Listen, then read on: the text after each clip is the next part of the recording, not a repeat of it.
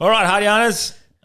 Just finished a very interesting episode with Luke Balcke, who's over. Where'd you come from over? Gold Coast. Gold Coast, yeah. So he's in town. But before we get into what we spoke about, this episode is brought to you by alltradescover.com.au, which if you're watching, you can see behind our wonderful guest there in neon lights, who All Trades, me and John had a little chat the other night. He's on for another year. Back on as a sponsor, so thank you so much, mate. I was actually quite dusty yesterday morning after having a few celebratory drinks and cigars, which I don't do too often these days, and I was like, no, fuck it, let's have an evening. So it was good, but mate, thanks very much for being back on board. alltradescover.com.au. If you're a big business, small business in the trade industry, they're going to cover you. Get onto them for a quote, and I'm sure they're going to be competitive. And if you do, can you please mention the hard yarns, because that got us back over the line to come back on for another year and get us more money as well. So that was a nice little surprise, John. So alltradescover.com.au. Hit them up if you want to be insured. Also, Kahuna Golf. Kahuna Golf is the gear I wear when I play golf. I got their hats right here. You can put one on if you want, or you can have that one. That's for you, mate. Oh, thank you. And they look good, feel good, play good. They go down a bit of the sort of floral pathway, like the Hawaiian style look when it comes to the shirts. But their shorts are fucking awesome. They're nice and easy. Don't feel too rigid. They're almost like sports shorts, but they're tailored to look like good golf shorts. Their hats, awesome. Their rags, all of them. They've got the lot. And their hoodie. Their hoodie for winter, for playing in winter. I've got it out there. I was wearing it when I was jogging before. So you can wear it playing golf, exercise, gym.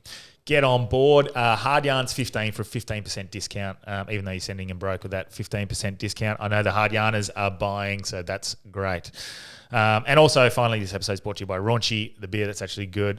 Sir Henry's, the pub in Northbridge, where we host the Squealing Pig. So Squealing Pig, first Thursday of every month, we're hosting Squealing Pig, and then probably into October we'll go back to weekly because it was a ripper room. But we were joined by Luke Balcke in a very interesting episode where we talked a bit about astrology, flat earth, and a few things. But what did we chat about, mate? Do you remember? Yeah, we spoke a lot about astrology and some of the events that are likely to transpire this year, August, as well as the end of the year. Yes. We definitely delve into a little bit of the fringe conspiracy stuff. We got into some flat earth. Mm-hmm. We spoke about aliens, and we asked the question of, well, what is all this about? What are we doing here? Why? Why would they lie to us? So that was juicy. Mate, it was a very juicy episode. I think a lot of listeners are going to love this episode. I'm not 100% sure I'm convinced yet on the flat earth, but you definitely raised my eyebrows a few times, and I think a few of the listeners will be like, that is interesting. Yeah, I think there was about 10% of the stuff and the knowledge of flat earth as well. So when you expose yourself to it, it's not about necessarily believing one thing or the other. It's just being open to the idea that perhaps, just perhaps, we've been fucking lied to. Yeah, I think that we all know we've been lied to about something. So, mate, incredible episode. Thanks so much for coming. Let's get hard. Welcome to Hard Yarns Podcast. I am fucking fat. Anything Chris White says, please disregard it. 5D is actually a state of being. It's a unity consciousness. That was Hard Yarns with me, Frankie Rose. So I'm going to throw it over to your co-host, Daniel Delby. And Cameron Branch. I would do this and then I'd gong. Free in attendance for the millions listening at home. Let's get hard. All right, sick. All right, we're on. Thank you so much, Luke, for joining us. Hey, thanks for having me. What do you like?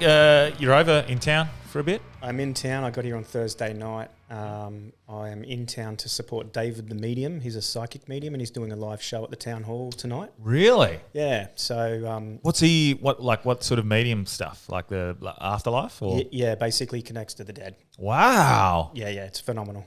Oh, and you fully buy and think it's legit, or do you? No shadow of a doubt. Really? Absolutely, without a doubt. Like just one after the other of, these types of things that he does and stuff that he calls on and names that he has and all of that. I'll give you a small example. So my niece passed away in 2019. Yeah. And I'd known David. I met him in 2019. And we became, because we were both living in Melbourne at the time. He's still in Melbourne. I'm on the Gold Coast. And we were at a lot of events together, and we started to just connect on social media and just talk about things. And this is like the height of COVID as well, so we had a lot to talk about. And Yeah. we're on the same page with all that bullshit. Yes. Yeah. 100%. So, my niece had passed away, and I hadn't spoken to David about anything like that. And it was about probably, it might have been 6 months on from when she'd passed. Yeah. And I wanted to get a reading from David for my sister, whose daughter it was, and my mum and my other sister, just to help with a bit of closure. Yeah. And I approached David and I said, look, this is a unique situation. My niece passed away and I want to get this reading. Would you be open to doing a group session? And he looked like this and he goes, Taylor?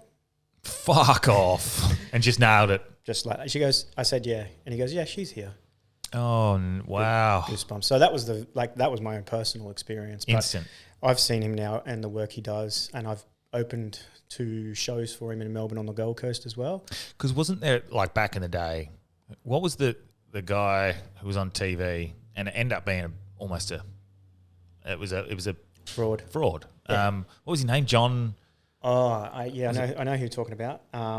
And I can't quite remember. And he'd be like, is it an A, a B, a C, a D? Like, and he'd worked it and Yeah. he had tricks. Yeah. David doesn't have tricks. Yeah, that's... Yeah. Because I'm fully open to the people, that there are people who can do that. Absolutely. He's doing a live show with 300-400 people in the audience. Doesn't know any of them, never met any of them. No, there's no... And even if he does, like I was at the show on the Gold Coast where some of his friends were there and he'd had coffee with them and he knew some of their story. But when Spirit came through, it was for one of the particular people. So he put a disclaimer to the whole audience and said, look, I'll just let everyone know that I know this woman personally. So I don't want you to think that I'm, hiding anything at all. Yep. But then there are so many instances that he just nails it with the detail. Yeah. And it's like, you can't guess that. You can't be good at guessing that stuff. It's definitely a connection he has. And I feel like we all have that ability. It's just not nurtured when we're younger. And perhaps through our current educational system, it's also maybe switched off a little bit too soon. I've definitely noticed in the last few years my ability to talk to myself, and when I say myself, I'm a higher self or spirit or whatever, has improved dramatically. And I didn't even know what the fuck that meant 2-3 years ago. I was like, talk to myself, talk to my higher self. What is that? It's just intuitively started in my meditations. So my meditations are more conversations now. They're less. I do have days where I go, right, no chats today. I'm just calming myself. I'm just grounding myself. But I'd say 80% of my meditations end up in conversations. Yeah, wow. Which is, I don't control it. It just starts feeling like I need to ask a question and then I get the answer. And you're doing that in your mind, not out loud, obviously. Both. Okay. Depending. I find actually speaking it out loud seems to be like an easier way for me to... I don't care if it's just my own gut intuition answering my own questions and I just working through it myself. I don't care what it is. It doesn't have to be some sort of mystical connection to spirit or the ether or whatever. It could just be me getting a bit quiet with my own thoughts and answering the questions that I've always wanted to know. I don't know. Could be.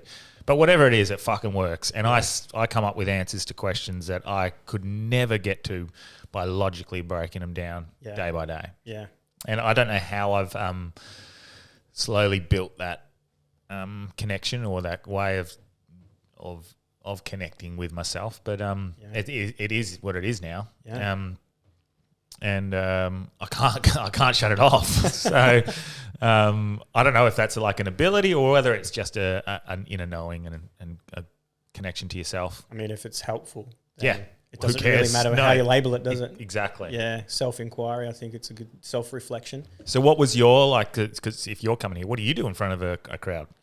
So I open the show and talk about the current astrological weather.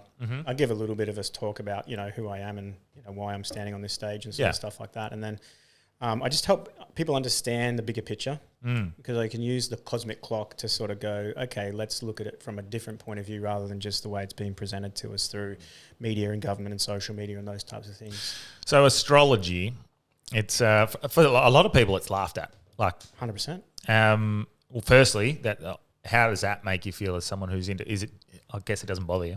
Not one bit. I was not into it all my life. It's not like I was born this way or I had parents that were into the woo. I actually, had my own spiritual awakening that led me down that path. And how did that, or was it triggered by anything or? A year off alcohol. Wow. But what triggered the year off alcohol for you? Misusing alcohol. Yeah. It always seems to be a trauma or something dark.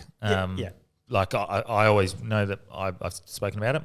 My awakening was triggered by losing a housemate, dying in a car accident. Really triggered this change of perception of life, and definitely in that involved abuse of alcohol, drugs. I wasn't I wasn't an alcoholic, and I wasn't like off my head every weekend, but still was able to abuse it. And so mine started with a pretty dark moment. And I think that happens for a lot of people, huh? Absolutely. Yeah. I think that's what we're brought to the dark sometimes for that catalyst of change to occur. And it's different for everyone. But for me, it was, I was unhappy, but I didn't really acknowledge my unhappiness. So I masked it with alcohol. So if you're going to pitch astrology to me, and not, like if I'm a non-believer, I don't buy in, I want to hear science behind it. I want to hear you like that side of things. If that I'm that sort of person, I'm not. Full disclosure, you've already got me. That's why you're on. But for the person who's a non-believer in astrology and the planets and alignments, what's the pitch? How can you convince me? Yeah. So, do you believe in the sun has an effect on life on Earth? Yeah, of course. Yeah, it brings light, warmth, generates life. Yep. Do you believe that the moon has an effect on Earth? 100%. It changes the tides. Yep. It's got a 28.5-day cycle, so does the women's menstruation. Yeah. These things are connected. So it's not that big of a leap then to start connecting all the other planetary bodies into different aspects of or functions of the consciousness or reality or energy. And if we think about it, what energy is, everything is made of energy. It's just in a different state of vibration. Yeah. So when the energetic particles go into a low vibrational state, that energy becomes material and it's now matter. And we can perceive it, we can touch it, we can see it, we can engage with it, we can move it, we can mold it, we can change it because it's physical. Okay, but it's just energy. It's just in a really low state of vibration, so it became physical.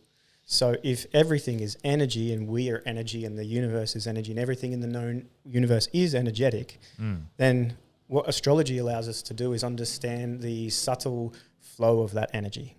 And that's, if we look and track the positions of the stars in the through the different parts of the constellations and the signs of the zodiac, we can understand the energetic blueprint that's happening. It's just non-physical. So we can't perceive it with our physical senses, but we can understand and interact with its effects. So what astrology allows us to do is understand what that symbolic language is, and we can break that down and that symbolism down into understanding like how things are working from the blueprint that's behind the physical material world. If that makes sense. So it's less of a, and this is what I talk about with like spirits and things. It's less woo-woo spiritual stuff and more an actual science that we don't quite contemplate. It's very scientific and mathematical. Yeah. Yeah. And again, full disclosure, I buy in. I'm in. So for listeners that maybe want to hear me, cross-examine you and play devil's advocate, I might at some points, but absolutely. I'm in, and I'm sort of done with like trying to convince people in that way. Yep. I'm just like, this is what I believe.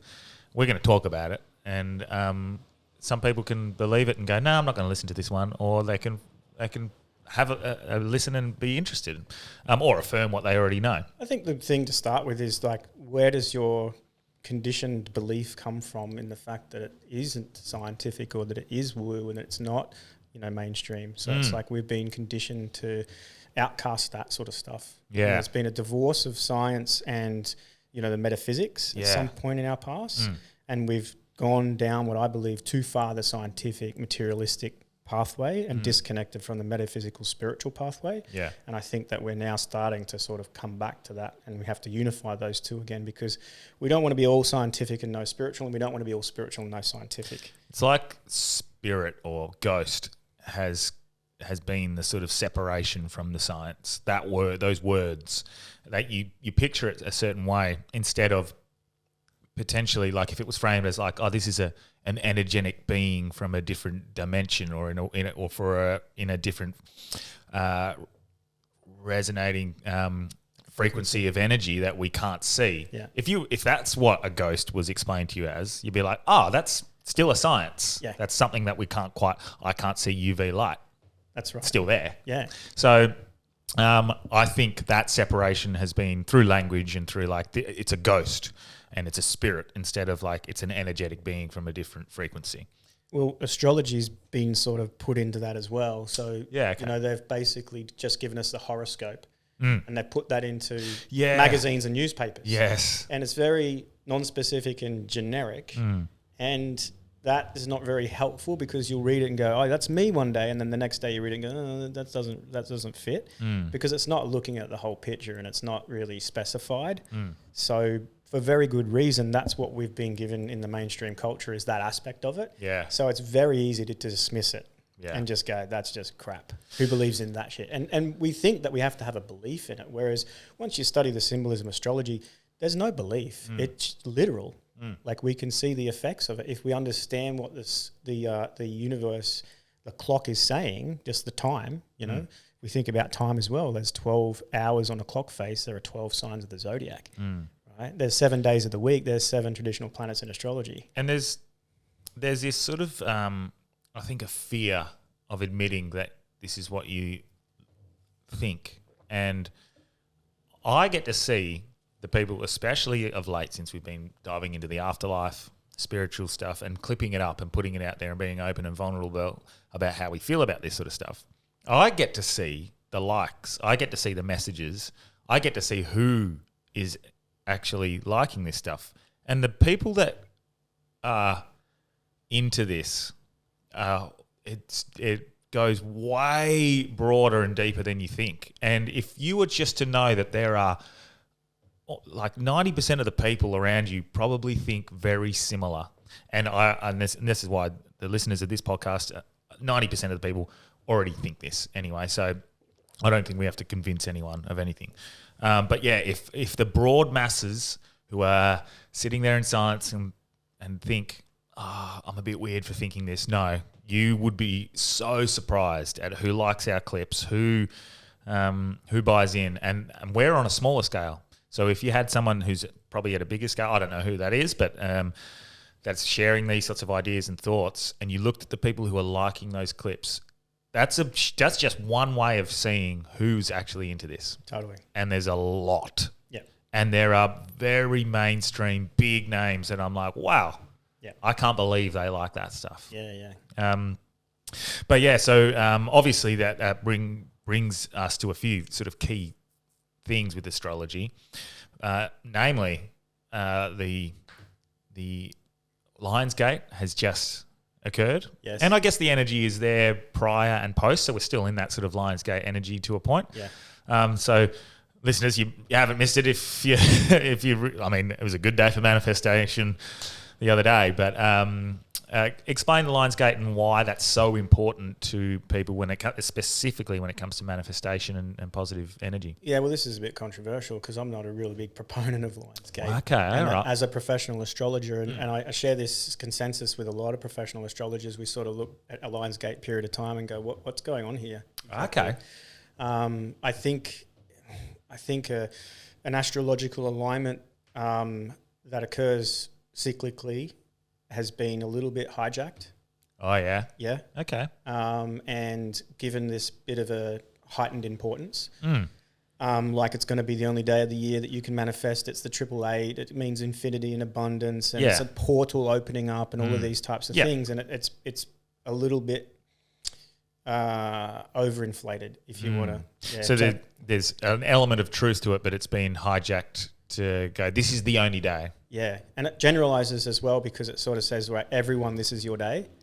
Whereas when you do natal astrology, which is what I do, I'm looking at a birth chart of someone. Yeah. So they might be going through a period where that's not their focus. And all of a sudden they think that they should be doing something around a particular astrological alignment, which is not even a specific date. The actual date has nothing to do with the astrology. The Lion's Gate is a period of time where the sun moves into a position with the fixed star Sirius. Sirius, yeah. That's right. And this was part of what they called in the olden times of the dog days of summer, because Sirius is known as, the dog star. Okay. And, if you look at the dog days of summer in ancient history, it wasn't something that was revered. It was something that was sort of like, oh, here comes the fucking hot part of summer. Oh, okay. Oh, shit, we can't wait for that to be over. Yeah. Florence. Well, the dog days are over, yeah. That's right. Oh, fuck, mate. She's celebrating, and she's like, God, thank God they're over. Yeah. But then, they give this the Lion's Gate 888 as if, like, now, because there's a numerological factor that's coming into connection with this mystical astrological period of time. Yeah, I've always been interested in numbers being a thing, because numbers are like a human invention. So I've always found that quite odd. The sky doesn't know that it's August the 8th. No. 2024. Correct. That's my logical head going.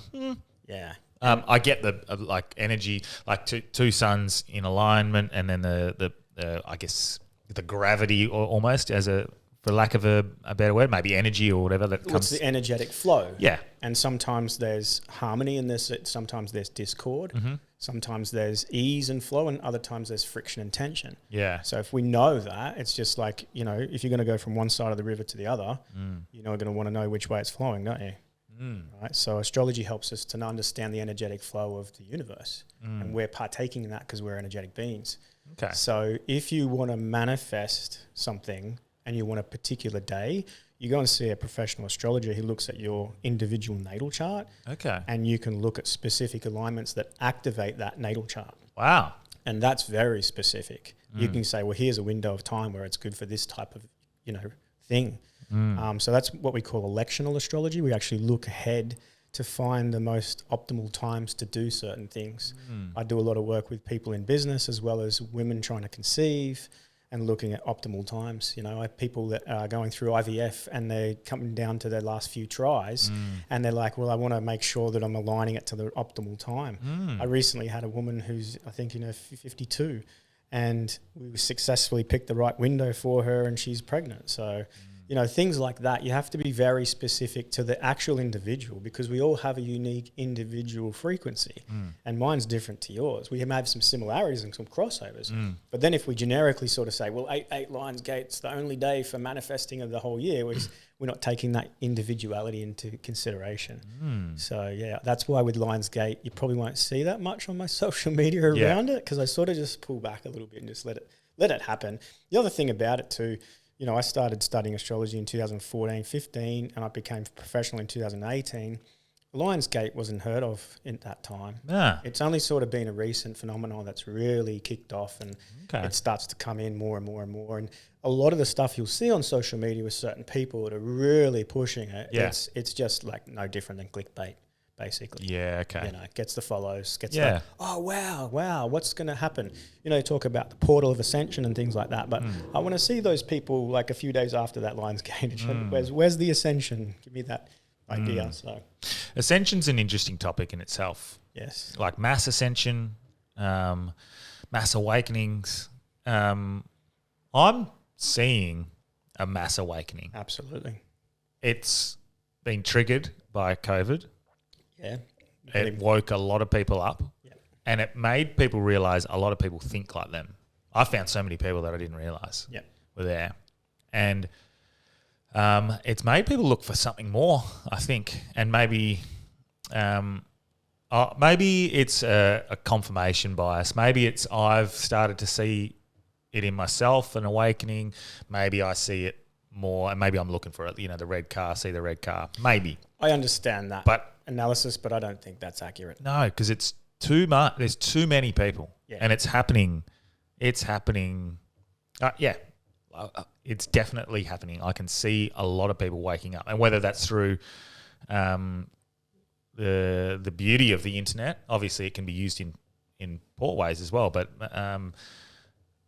the media doesn't have a monopoly on information anymore. No. So people are like, oh, that person makes far more sense than what you're telling me. That's now right. I can follow that. And then you can make errors in judgment. We all have. But I think once everyone started seeing genuine lies during the COVID era, they started going, well, if they're lying about that, what else are they lying about? And they start looking through other sources of information, and then that source leads to another source, and they go, wow, these people in this area are making far more sense, and resonate with that. And it's a rabbit hole. It is the rabbit. They call it the rabbit hole for a reason, because you start with one thing and you're like, fuck, how did I not know this? I'm there at the moment. I'm still like every day when I think, I get it. The next day something comes up and I'm like, oh, fuck, you got a long way to go, mate. So I sort of say if conspiracy, because the rabbit hole is basically conspiracy, but the conspiracy is the narrative that we're presented. That's the actual conspiracy. You know, the agenda, the worldview that's projected to us from the so-called elites, the leaders, the media, the government, whatever that is, that's the actual conspiracy. It's just a misuse of the word when they deem anything that's not, you know, in alignment to that as conspiracy. But I always say to people, if conspiracy doesn't lead you to spirituality, you're doing it wrong. You know, it's like you it's a pathway to get it at another level and another level and another level. So we say about going down the rabbit hole, I like to say we're actually going up a skyscraper. And mate, for me, like I look back on the person I was 6-7 years ago.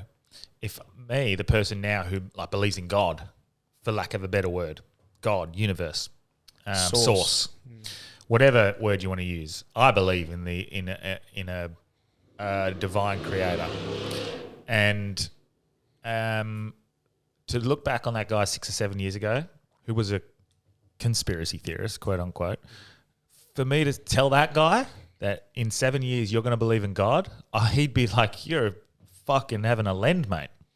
And it's led me here to that point. And I'm unashamedly, I'm not afraid to say that anymore. Yeah. If I'm at a barbecue and someone was like, do you believe in God? Of course I do.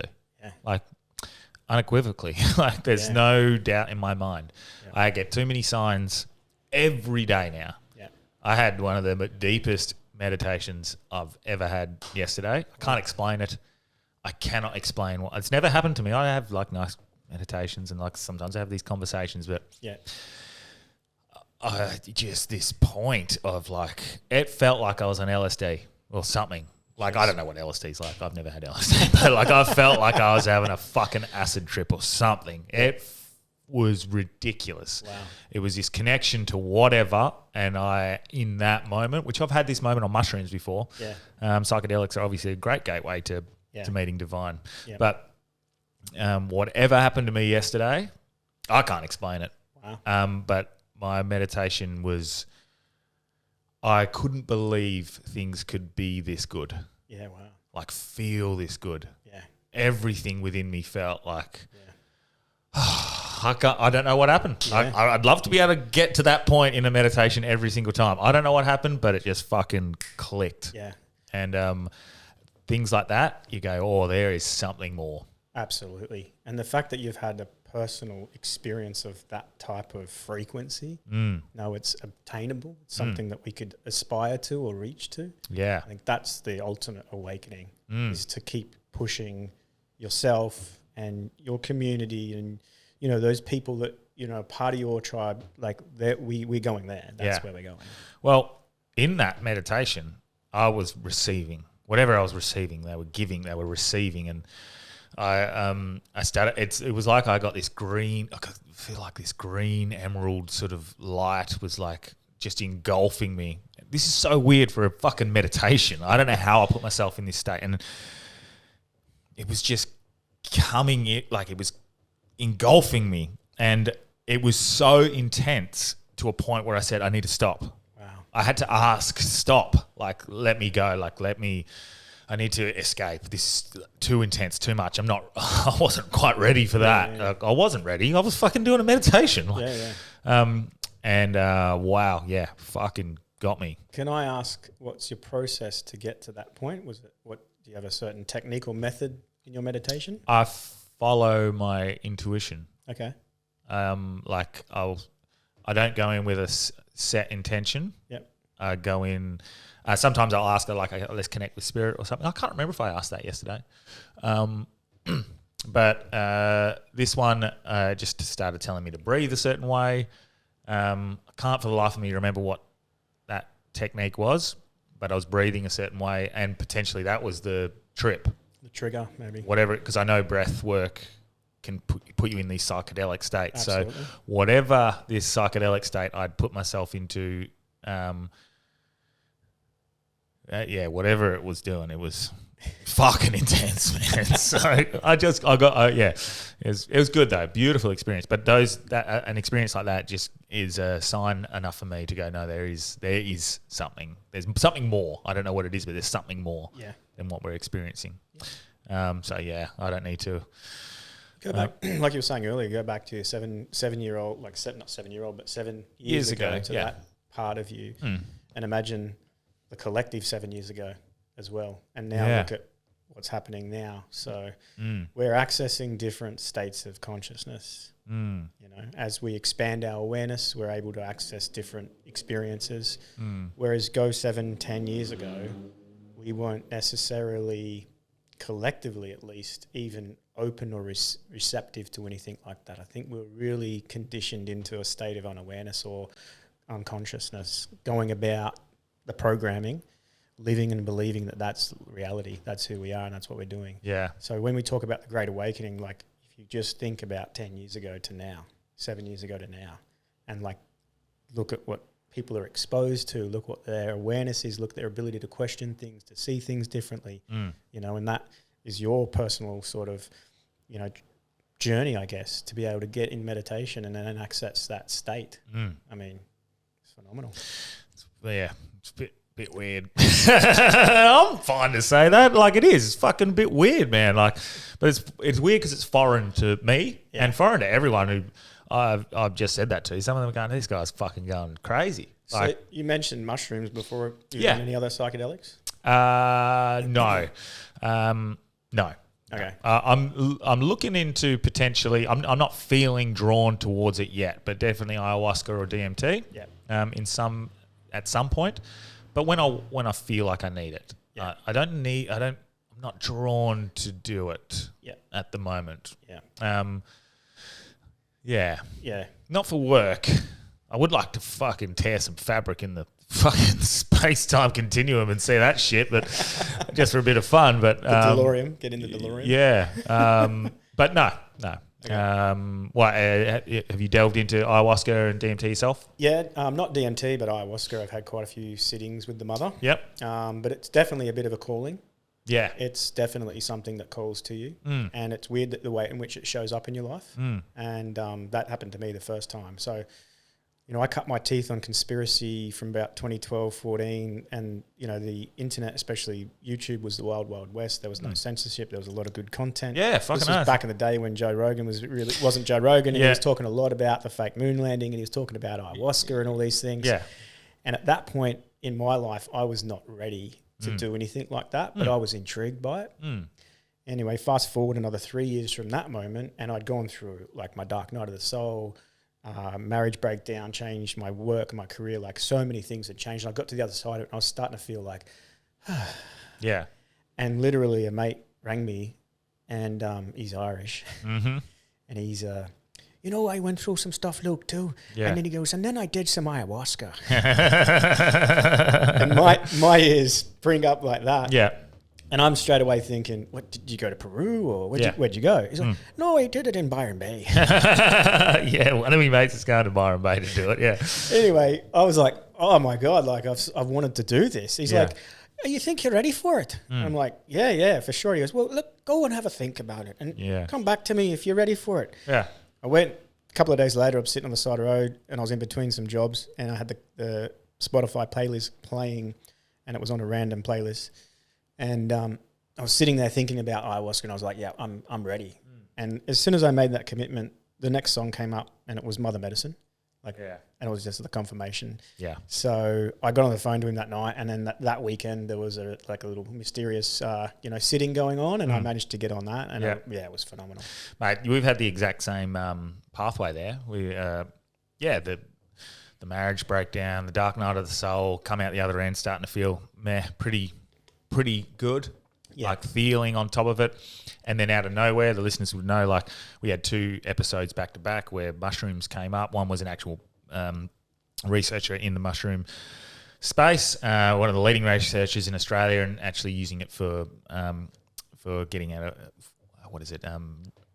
a dependence on alcohol and so using it in the science perspective. And then the next day we had a manifestation coach who just randomly brought up mushrooms as well, and then presented the idea like, oh, do you want to go do mushrooms this weekend? Like, I'm feeling called to give it to you. And I was like, I keep getting these signs that I need to do this. So I had confirmation and I did it, and it was incredible. It was life-changing. It was, but only because I felt like I needed to do it. And this is why I won't do ayahuasca until I'm called to do it. Absolutely. And it calls to you also. It just shows up.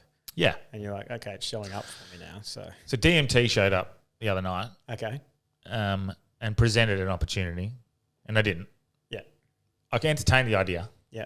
But it just wasn't. It just wasn't right. It wasn't the time. Yeah. But it will come up. DMT is like a little dip of the toe, I guess. Yeah. But I think I don't think I want to do.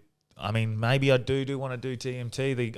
The appeal is that 15 minutes is quite like, thank God, because I was shitting myself after fucking 3 minutes of receiving whatever the fuck I was receiving in a meditation. Need no DMT for that. Yeah. So, and this is the thing: if I don't need it, what am I? Yeah.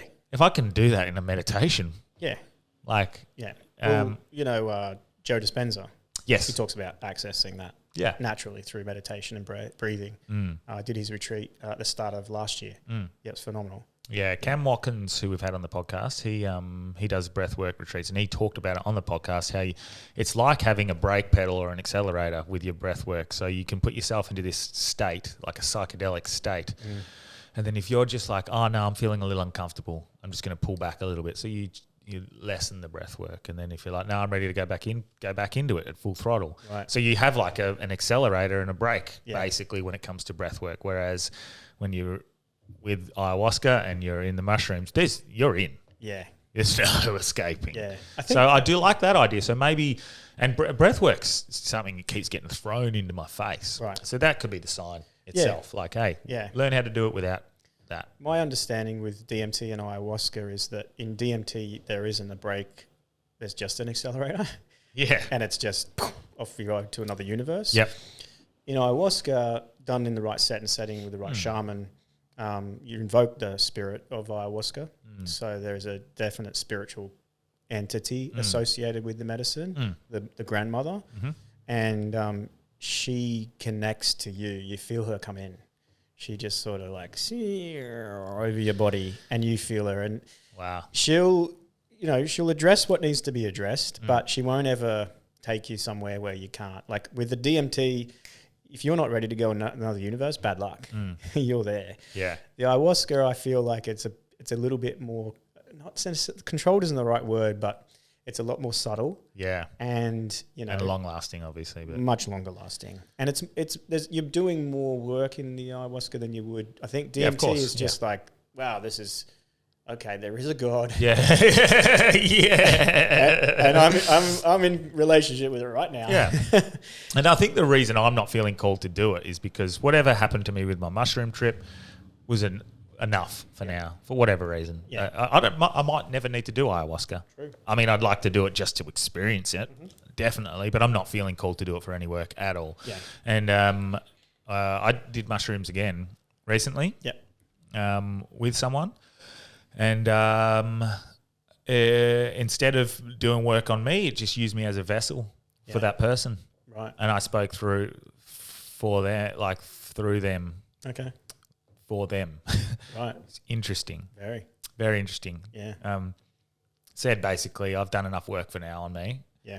Focus on helping others. Yeah. Which is a really interesting thing. I didn't expect that. We were doing it for fun. Yeah, yeah. And we got taken into this, deeper little episode, I guess. Okay. And I was there to help.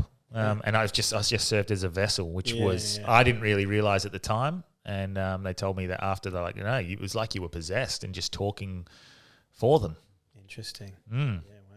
So yeah, I guess I don't need at the moment. I'm sure everyone like this awakening process, this work that you do on yourself. It's never over. No. For whatever reason, whatever my trauma that I had, whatever that is, I think I've finally sort of reached the end of like dealing with it. Like I'm new now. I'm ready. I'm ready. Like, and I think people can see it and feel it when I'm around. Yep. I'm ready. I'm all good. So I'm there to help now. There's levels, you know, and sometimes you plateau a little bit. Yeah. And it's like, well, I can maintain life at this level now. I kind of miss it. Like working on yourself is an interesting thing, but also the building the new person is, wow, that's Rebuilding. Oh yes, but you have to what is actually probably the most difficult thing is obviously implementing what you've learned, and making that the new habits, which I still am battling with from time to time. Like even like now in my relationship, I'm sort of like there's still walls up, and it's they're breaking down really slowly, but I can tell there are still little guards up. They're breaking down though, and I'm the awareness is getting rid of them. So it's the awareness of it being there.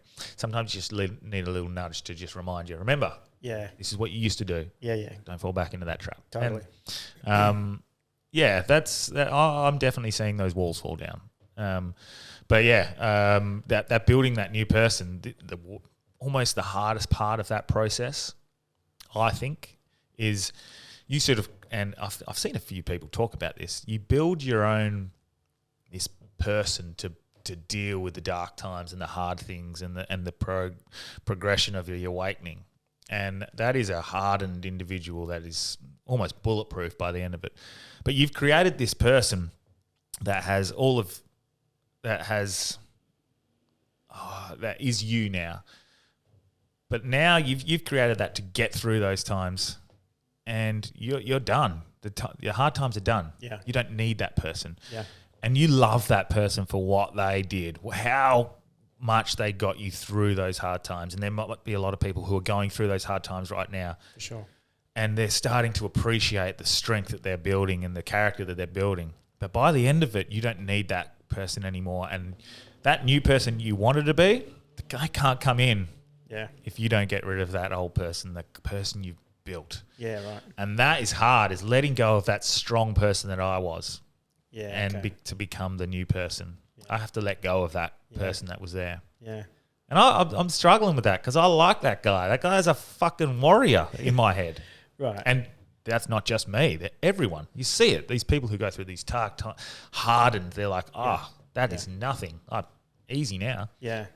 They have to let go of that person so they can move into their new person that they wanted to be. Yeah, although I also like to think that person that we built for those hard times is never really gone. It's always there if we need draw it. on. That's right. 100%. Yeah. It's almost like we can say to that part of us, it's your turn, you're up. Yes. You know, step up here. Yeah, come back. Yep. Hey, I need you for a moment. Yeah. Yeah.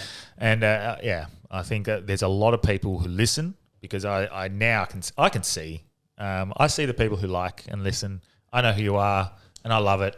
And I think I can see you're all on your own journeys. I can see them. Yeah. Like I'll go have a look at some of the people who like our clips. Yep. And see what they've been going through, what they're doing. And I can see what part of their journey they're on. Yeah. And it's very nice to see. Yeah. Because everyone listening right now, I'd say 90% of the people listening right now are going through their journey or have just completed their journey or just starting that journey. For sure. And that's the reason they're listening to this. They're intrigued. That's the reason I do the work that I do. It's because when I look at someone through the lens of their birth chart, I see exactly where their journey is, so where their focus is. Well, let's get to that's enough about me. Hijack that conversation.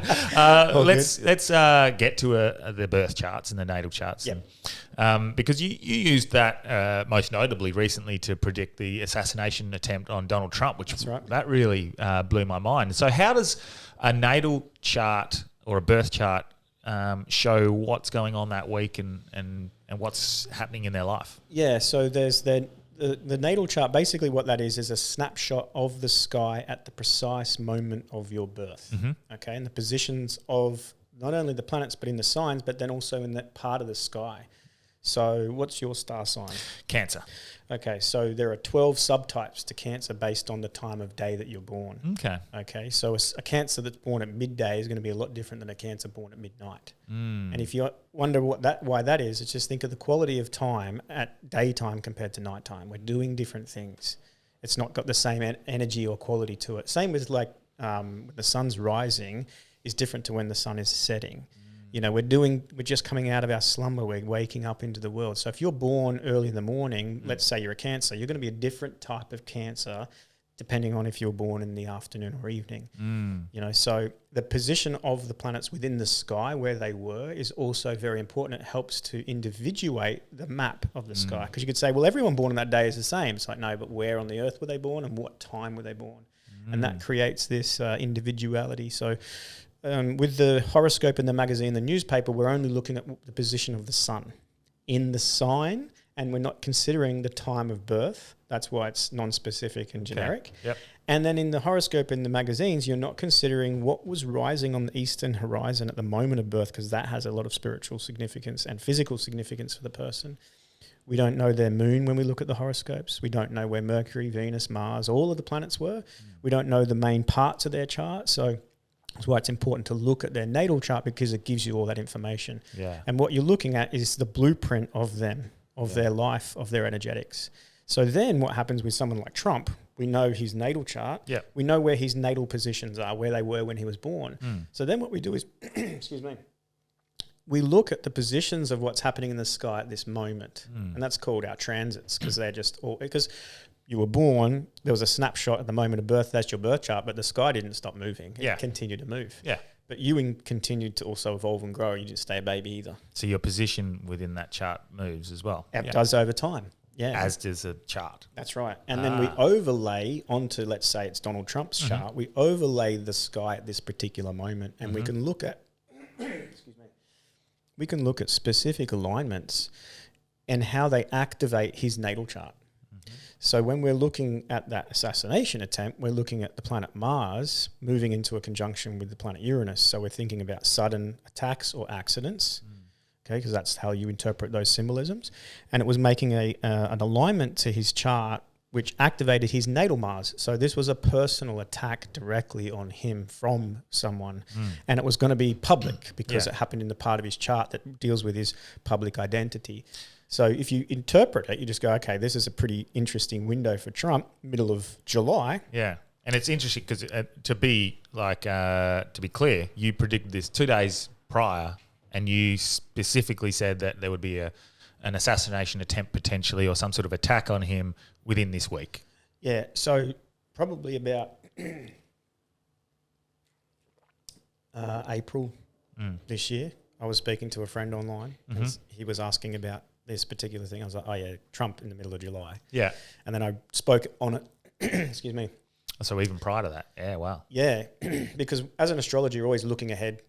What's happening? What are the big alignments we're looking at this month and the year ahead and that sort of stuff. So I already knew, okay, there's some big stuff happening July and August this year. Yeah. And then just curiosity, you know, you got Trump and Biden and people like that, public personalities. You get their natal chart and have a look at it and see what's interacting and how it's been activated. So even a very novice astrologer could probably pick that alignment because it was pretty obvious. Okay. And you just look at the symbolism and tie the symbolism together and go, okay, this is probably something very significant. Wow. And it just so happens that it was. Yes. You know, so just today there was a plane that fell out of the sky. Yep. A month ago, I posted a story to say middle of August, just watch stuff's going to fall from the sky. Because you just look at the literally symbolism. fell from the sky, hey? It did fall from the sky. Fell. Yeah. It didn't crash land. Like it spun, fell. Yeah. Yeah, like a little bit of metal just donk. Now, Mercury retrograde, does that play up with... Mercury retrograde because it rules over communication, navigation, transportation. And then in the sky, in the sign of Gemini, which is the sign that Mercury has rulership over. So when he's retrograde, Gemini shit goes a little bit crazy. And Gemini is mutable air, so it's stuff in the air. It's airwaves, it's technology, it's Wi-Fi, it's internet, it's social media. This is all Gemini quality. So when you have Mars and Jupiter in Gemini while Mercury's retrograde, and Mars coming into an alignment with Jupiter, Mars rules accidents and attacks. So then Jupiter is something that's, whoa, that's big and shocking. Okay, so you tie all that together and you're sort of looking at this window of like, okay, we're going to be looking at like air disasters. We're going to be looking at potential attacks on or drops out of communication, navigation, transportation, internet. The markets are very unstable at the moment. Markets are crashing. So China is in ruins at the moment, and I think the American stock market's being destroyed. Yeah, because it's all fake fiat, phony, Except for- hyperinflated. Yeah, what did I see? Except for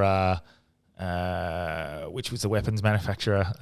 Lockheed Martin. Lockheed Martin. I think their stocks went up a fair chunk. Any talk of war, Yeah, and we got to invest in that. yeah, Yeah, so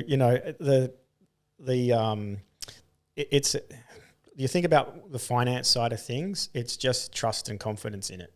So you have these peaks of where that could be challenged or crashed, and you sort of think, okay, there's going to be a lot of volatility around this time in the markets, in the stocks, banks, things like that. And then, you're just looking at the symbolism with astrology, so it helps us really understand all those things.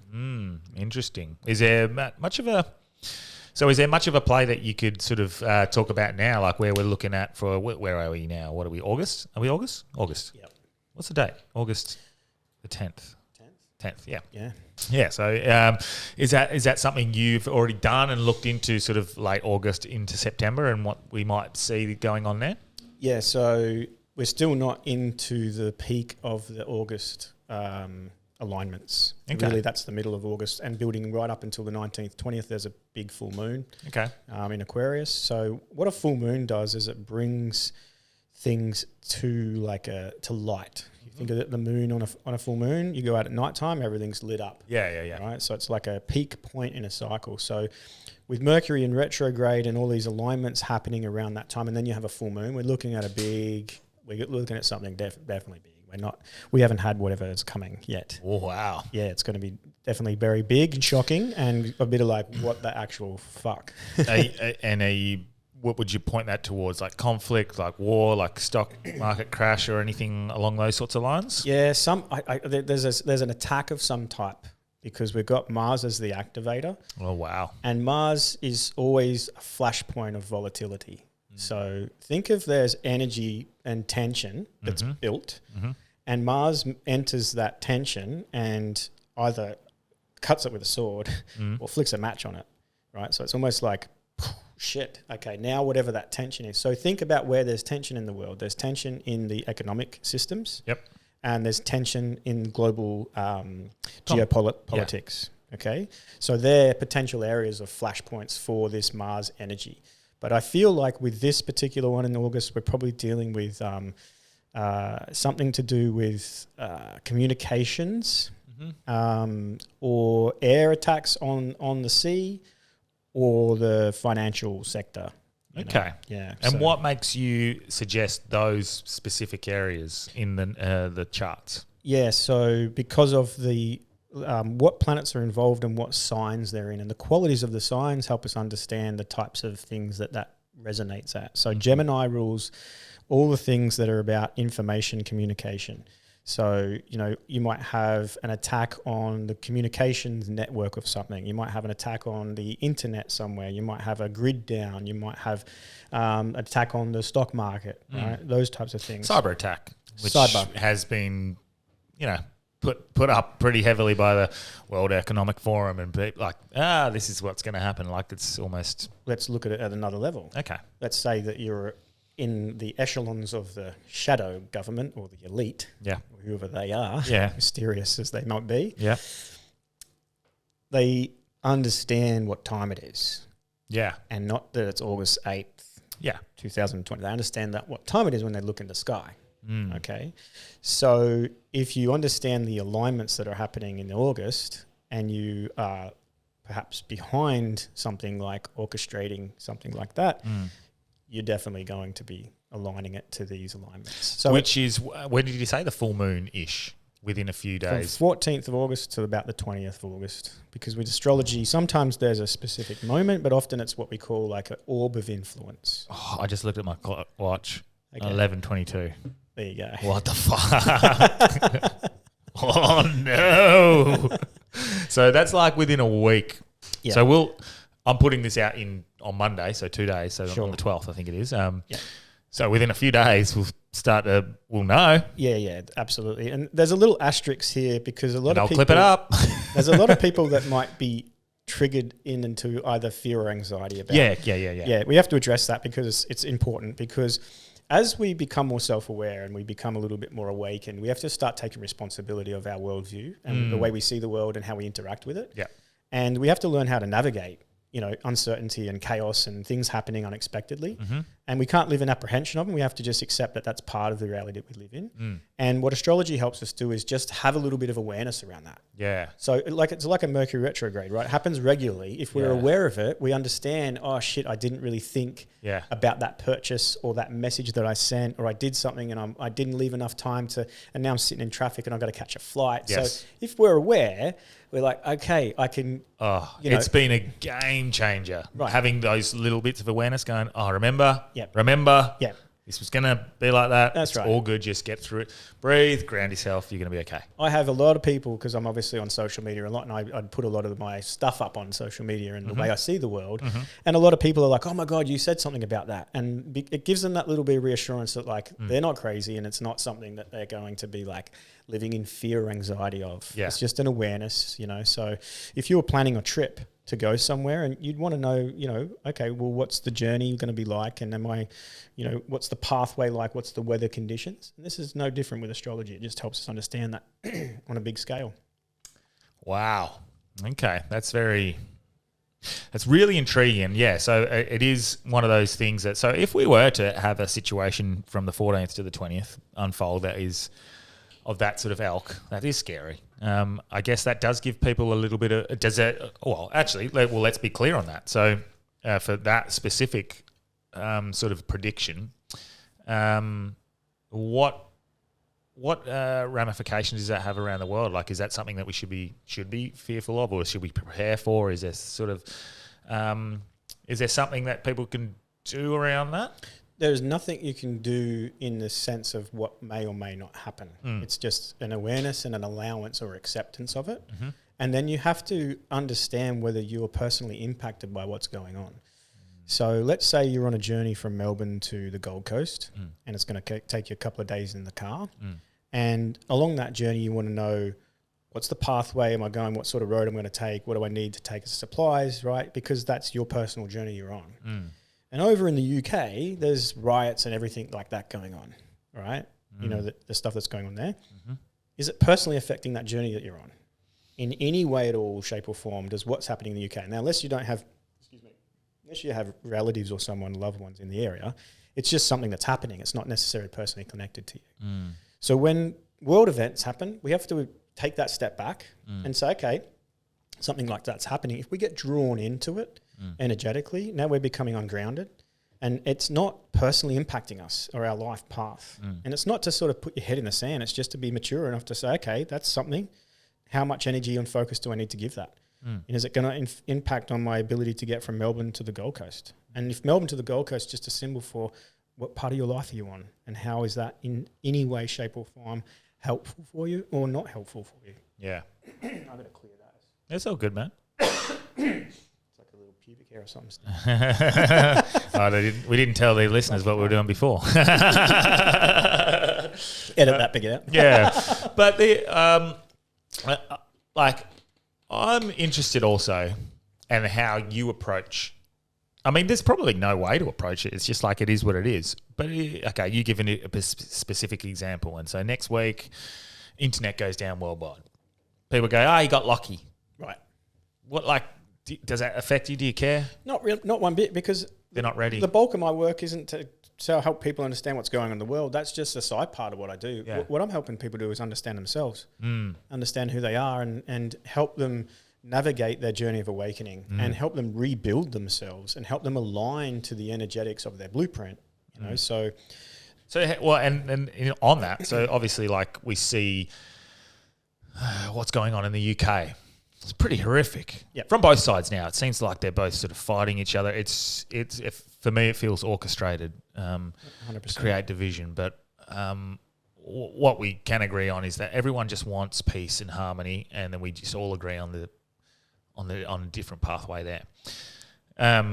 What is that something that is specifically meant to be happening? If that is what the chart suggests, is this a time that's volatile for that? Yeah, absolutely. Mm-hmm. What happened in we all know what happened in 2020. Yeah. At the end of 2020, there was an alignment between Jupiter and Saturn, and they had a conjunction where they come together at the same degree of the zodiac, which was 0 degrees Aquarius. Their conjunctions happen every 20 years, and for the last 200 years up until that point, they were in Earth signs. In December of 2020, they had a conjunction in an air sign, which sets the tone for the next 250 years, and their alignments now are going to only be in air signs. So we're fundamentally, a society is moving out of Earth and into air as an element. So as we move out of Earth and into air, we become more connected through social media, the internet, all of those things. So we're much more volatile in air. So then after 2020, what happened was Pluto has moved into the sign of Aquarius, and Pluto's been sitting along that point where Jupiter and Saturn were back in 2020. So there's a lot of stuff that has been buried and suppressed. Yes. Yeah. Yeah. That's been activated and triggered and been brought to the surface. Okay. And when that stuff comes to the surface, it has a natural effect of creating polarity, extremes on each end. Yes, of course. Yeah. And that's what we're seeing. And it's being stoked because the powers that be know how to stoke the fire Of course. of that polarity or division. And that's creating separation. And it distracts. Yeah, absolutely. But it's also happening a lot all over the place. You think about the political landscape, then the polarity that's happening there. The vast majority of people aren't in polarity. The minority of people are. Yeah. But what we're seeing is those minorities. You think all the people you know in your life personally, how many of them are on those poles? Yeah. I don't really know anyone personally. Yeah. You know what I mean? And that's not to say that they don't exist, but they are an extreme minority. And that's the thing with extremes, okay? And because they get the loudest mouthpiece, they get the media. Yep. The elite get to stoke the fire by showing them. Yeah. Well, what we're in the collective in the middle, we're convinced that that's the state of the reality, and it actually isn't at all. It's a division of polarity right at the extremes. So what will happen over the next little while is those extremes will have to unify, and the only way they do unify is through conflict. It gets to conflict. It has to get to conflict. So for the vast majority of people, because they're not at that polarity, it's fine. Just detach, observe, go the middle pillar, straight line center, stay there. In any of the divisions that they're going on, whether it's racial, whether it's political, whether it's religious, stay out of those extremes.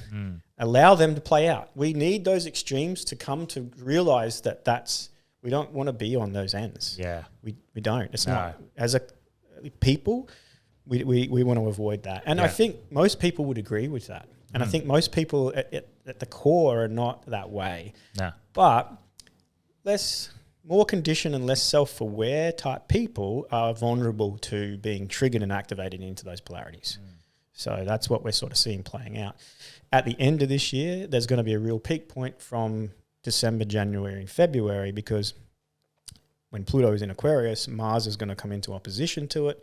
And then Mars will go through its retrograde phase. And Mars and Pluto don't play nicely. And you've got Leo, which is Mars will be in Leo. Cancer, this is people in positions of power against, people in general and the people in extremes. So you're going to see this sort of conflict come to a real flashpoint December, January, and February. It starts to build right through the US election. So, Of course it does. Yeah. Now, does that point to a potential winner or loser in your opinion? I'm sorry to just keep asking you what your predictions are, what things are pointing to, but instead of it being a prediction, you're more just stating what's happening, I guess. So there'll be a transition of power that won't be accepted, that'll lead to extreme conflict, that it most likely will create an intervention from, potentially military intervention to say, you've lost control of the government or the people, and we're now going to take in control of that. I can see that happening either way. Whoever wins. Well, exactly. There is another little part here to say, perhaps prior to the election even, it gets to that point and there isn't an election. There's just, for some other reason, it's blocked completely. So the people aren't actually given an opportunity. It just, for whatever reason, would it be something within the US creating conflict? Would it be something around the world where there's a spark of conflict as a reason to sort of go, that's not happening? So. It's interesting because even Trump says you'll never have to vote again. I heard that. That was an interesting thing for him to say. And I don't think that's him suggesting, once I'm in, I'm staying. No. I feel like he understands what you're talking about. I feel like there's something. Trump's a magician. Yeah. A master magician. So is Elon Musk. Yeah. They know the game. They've mastered the game. Oh, yeah. And if you're mastered the game, you can't master the game without knowledge of what's going on. You know, so they know at another level than what we could even comprehend. Yeah. Yeah. So it is that's an interesting time. I don't think if that's the case, I feel like it is an America thing, fall of an empire, or the changing of power and the changing of systems. Really, it feels like is coming. It feels like the lifting of the veil is here. Yeah. And I don't think that affects us too much in regards to like rioting and stuff in the streets in Australia here, but we will see it. And again, it will be like, what is the state of the world? Yeah, and it may impact us in the sense of like financially and travel and those types of things. Yeah. You know, we're definitely going into a window from the end of this year for about a 3-year period where, you know, it's like hope for the best, plan for the worst. Really? Yeah. Okay. Hope for the best, plan for the worst. And be very, very flexible with your plans. Don't be rigid. Yeah, okay. And when something's happening that's preventing your plan coming to action, there's a very good reason for that. So That's just good advice in general, isn't it? Like, be flexible. Yeah. Don't be rigid. Like, there's a pathway. Yeah. I often talk about it, my pathway to where I'm meant to get. For example, like I'm going to stray from time to time, and then the universe is going to go, "Oi, can't fucking get back over here!" Totally. Like, and then you're going to go that way, and you go, "Hey, remember." Absolutely. There's the path, and that's part of it, you know. Absolutely. Yeah. So not being rigid, understanding you make mistakes and whatnot. I think that's obviously probably the most important. But that really does. It doesn't worry me, but it affirms some of the feelings I had about the upcoming. I think the majority of the world, their upcoming feelings about the election and how important it is, and what an impact it's going to make. At one level it is, and at another level it actually isn't either. It's just like that's just a level of like just is. Exactly. So, you know, and if you think about in history as well with regards to elections and the whole democratic system, nothing really changes. So now, okay, this then lends to the idea of like, well, it's all fate. It's all fated to exist. We have no choice, but we do have free will, obviously. But is free will limited to a point? Absolutely, it's limited. Yeah. So you can make a decision. It could be the wrong decision, and then spirit, universe, source will eventually, like I was just saying, go, "Oi, fucking, we're going back that way." Correct itself. Yeah. So I guess it's like a combination of free will and fate. Absolutely, that's what I say. It's a combination of those things. Wow. And what you're doing is you're working within your fated, you know, parameters, if you want to call it that. Now, is that for some people that might go, well, what does it matter then? Inshallah. I think they say inshallah, in God's will. In God's will. I like that. For me, like it's beautiful. If that's what my path is, I surrender to it and take me there. We're still in the human condition. We still can act. We still have choices to make. And it's not just surrendering completely, but it's aligning more so to that there is a guiding influence in that. What do they say in the Bible? Is it the free? What gave us free will? Was it the snake and the apple story? Is that the free will? My Bible stuff's not that. No, Yeah, but it's interesting that we were given free will to make these choices, but you can never escape the divine universe's, path for your story. There is limitations and consequences to free will also. Yes. And we live with those. And I think that's what I was getting at before with that straight line pathway. I need to get to you, but I'm going to wiggle. That's right. Side to side, side to side. The easiest way to go is just straight to you and stick to the path. But you got free will, so you're going to make sometimes an error in choice. I personally believe that's what deja vu is. Every time, just my own personal belief, I feel like that's the pathway. That's the divine path. That is the highest path. And every time you come back and you're at the exact point that you're meant to be there, you have a quick little deja vu. And then free will joins back in, and then you do the little squiggly lines. But every time you have those deja vus, I feel like you're on the path. And that's why I feel like when you are on the right path and doing the right things, you have more deja vu. And I don't think that's a coincidence because your squiggles are getting smaller and smaller.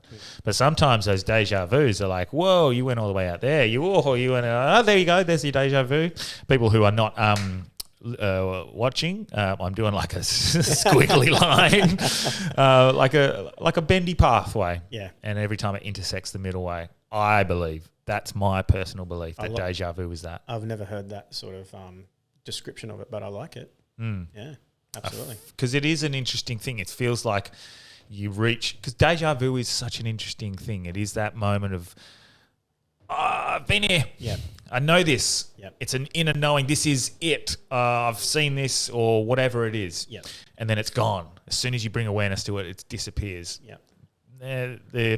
There's a sector of science that tries to suggest that potentially, and they don't know, but potentially it's the brain. It's a like a loop, like a whiplash effect where sort of it very within a fraction of a second, it's some sort of, it goes back and then comes back to your awareness. I can't remember exactly how they explained it, but they said that's potentially what it is. But I don't believe that. No, and it's just using scientific approach to explain the phenomenon that's more a little bit metaphysical. Mm-hmm. And maybe they come up with a description that fits it, but doesn't exclude the fact that it's some sort of connection metaphysically or spiritually, and you're having this recognition. Scientifically, what's actually happening in the brain, the function's doing this. It's the same reality that you're experiencing. But that's why I always think as well, it is at just the most random point. It's not necessarily some big pinnacle point where you're like, I've experienced this. It's like just having a sausage at a barbecue and I was meant to be there at that exact point. I'm back on the path. Yeah, that's where I'm meant to be. Yeah. That's what it is for me. Yeah, I like that. But that's just me saying shit. But I've been getting a lot better at just trusting my gut intuition now. Yeah. And that's what my gut says. So I'm right, motherfuckers. But no, very nice. And so another thing. So you're a flat earther, hey? Yeah. If you had to put me in which side of the debate? Yeah. Yeah. Okay, so I wasn't born that way. So that might be where you lose people, and that's interesting as well because I've looked into flat Earth. I was like, because there's enough discrepancies for me to go, that's a bit weird. Yep. And then sometimes maybe that just points to like, no, we didn't go to the moon, stuff like that. So potentially that's all it is. I can't buy in yet. Yep. But I'm willing to be. You can woo me. What really got you into? And you're not fully flat, but you're more entertaining of that than because I find that odd that you do the astrology, which is planets and how that works. Yeah. So explain to us the flat Earth stuff. You don't need a belief in the shape of the Earth to understand how astrology works. Okay. And for the vast majority of my life, I was like everyone else, conditioned in the belief that we live on a globe with the solar system and you know, that everything's going around us or we're moving and all of that sort of stuff. Mm-hmm. So it wasn't like that, you know, I didn't accept that model. I believed that model until the point that I didn't. But I want to start the beginning of this to just say to people, you don't start with flat Earth. No.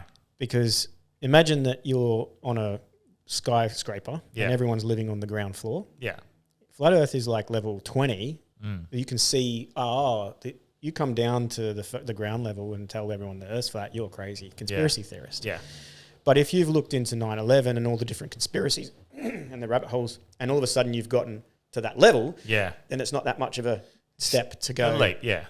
Well, I can understand, or I can at least entertain Which the is idea. probably the concern with the dangers of going down rabbit holes. Because then you can believe someone's part of a cult, and then you go murder them, and then you've created some sort of negative effect by believing conspiracies. That's the concern of people who think conspiracy theories are dangerous. That's what they're Yeah. programming us to think about conspiracies. 100%, yes. Yeah, because they don't want people questioning the narrative. Yeah, Literally. correct. But so, with regards to whether it's a globe or whether it's flat, without using a theory or pictures from NASA, we can't prove the globe. Give me like your physical proof that we're on a globe. Okay. Show me somewhere that we are. We actually, what we have proof of that is that the Earth is stationary and everything's moving, that everything's flat, right? It's only that we bring in then theories around gravity and relativity, or we look at NASA's fake images from space and things like that. We start to go, oh no, it's a globe. So that's the first thing, is to establish, okay, prove the globe. I don't have to prove flat Earth. It's from our experience and our observation, the Earth seems to be stationary and flat. You know, and then if it were a globe, there would be evidence of the globe that we could test scientifically. And people have tested it, and when you test it, it doesn't pass the test. Okay. So in regard, what tests are we talking? Well, let's just take water for example, right? Yeah. Okay, it has pretty fixed qualities. Yep. We add heat to it, it evaporates, turns into little water vapors. We add cold to it, it freezes, right? But also if we put it in a container, it takes the shape of that container and remains flat and level on top. If I move the container, still remains flat and level on top. In fact, water is used in the spirit level to make sure buildings are dead flat. Okay. Now, and that's because of gravity? Well, let's get there. Yeah. Okay, let's get there. So if I hold this here, that's flat. The water doesn't curve or bend. No, yeah. It stays flat. It will always find its level. Put that water now in a basin, same properties. Put it in a pool, same properties. Put it in a lake, same properties. Put it in the ocean. And now it curves around the outside of a ball, and it bends. That's water surface tension bends around the Earth. Now, the only way that we can accept that, that now the qualities of water have changed, and it's no longer level. It's curved. It has to be. If the Earth's a ball, that water has to curve around it. Yeah. The only way that we can accept that is they give us the theory of gravity, which is a theory. Yeah. Okay. Yeah. So with the theory of gravity, it's like, oh no, there's this force that's invisible that's pulling down that causes it to bend. Yeah. Okay, but what's happening with a waterfall when water's flowing off the edge of a waterfall, and we've got water flowing here and where we've got water flowing somewhere else? It's always like, how does a gravity work in that sense? It's not. Excuse me. The properties of water would have to change around the Earth, right? Okay. It's like. I get what you're suggesting. My logic says, well, it's just over such a vaster, such a small, like a larger scale, that it's very incremental and tiny changes. So it's not quite bending. It's just, but yeah. So then, if we're on a ball, okay, we should be able to measure the curvature of that ball. Yeah. Yep. Yes. And there's a thing called spherical trigonometry that allows us to do that. If we had an orange, we're on top of the orange, and we want to work out how far the orange bends away from us, there's a mathematical equation to do that. So if we understand the diameter of that orange, we can work out the curvature of it. Yeah. In general as well. Yep. Yeah.